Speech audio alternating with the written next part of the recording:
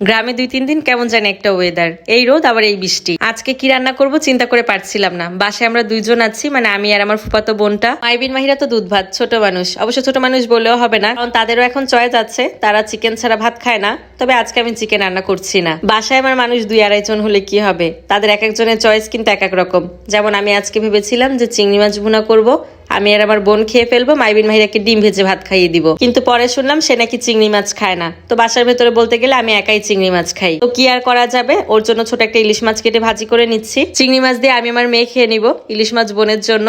আর মাইবিন যেহেতু বেশি বাছাবাছি করে, ওর জন্য ডিম ভাজবো। আজকে যেহেতু আর অন্য কোনো ঝোল টোল করিনি, বোন খেলে তো শুধু মাছ ভাজা দিয়েই খাবে, এর জন্য আমি পেঁয়াজটা একটু বেশি করেই রেখেছি, যাতে ভাজা পেঁয়াজ দিয়ে মাছ দিয়েও খেয়ে ফেলতে পারে। আর এমনিতেও মাছ ভাজার সাথে যে পেঁয়াজ ভাজা করা হয়, সেটা দিয়ে ভাত খেতে ভালোই লাগে। তো আমি রান্না করতে করতে বোন বাইরে থেকে ডাকে যে পাটখড়ি বিক্রি করতে এসেছে। আমি কিন্তু কয়েকদিন ধরে এরকম কাউকে খুঁজছিলাম, মানে আমি পাটখড়ি কিনবো, কিন্তু কাউকে ওরকম পাচ্ছিলাম না। আমার বাড়ির সামনে দিয়ে ভ্যানে করে অনেক ভ্যান নিয়ে যায়, কিন্তু কাউকে জিজ্ঞেস করলে বলে যে সেল করবে না।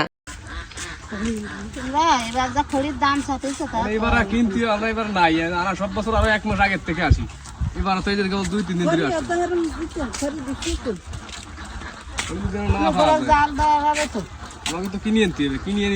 বাবা, যেটা দেখলাম পাটখড়ি বেশ ভালোই ডিমান্ড। চিকন চিকন এক একটা আটি করেছে, এগুলো নাকি 80 টাকা করে আটি। আর পাটখড়ি ওগুলো অত বেশি একটা সুবিধার না, মানে মোটা মোটা না, একদম চিকন চিকন পাটখড়ি। তো সে বলছিল এখন যে এগুলো পাচ্ছি এটাই নাকি আমাদের কপাল ভালো, কারণ এখন মোটা মোটা পাটখড়ি গুলো নাকি সব পানের বরজে চলে যায়। ওখানে নাকি এক একটা পাটখড়ি নাকি 2 টাকা করে পিস বিক্রি হয়। এখন কি আর করা যাবে, যেহেতু আমাদের দরকার, নিতেই হবে। তো আমি 150 টাকা দিয়ে 2 আটি পাটখড়ি নিয়ে নিয়েছি। এবার অনেকের কাছে এটা অপরিচিত মনে হতে পারে, কি কাজে লাগে আমি একটু বলে দেই। এই পাটখড়ি দিয়ে কিন্তু চুলা জ্বালানো হয়, মাটির চুলা আর কি। মানে মাটির চুলা তো যে কোনো কিছু দিয়েই জ্বালানো যায়, কিন্তু পাটখড়ি হলে একটু সুবিধা হয় আর কি। আমি অনেকদিন ধরেই বাইরে চুলায় রান্না করতে পারছি না, তার কারণ সেরকম জ্বালানিও নেই, মানে আমি চুলা ধরানোর মতো সেরকম কিছু পাচ্ছিলাম না।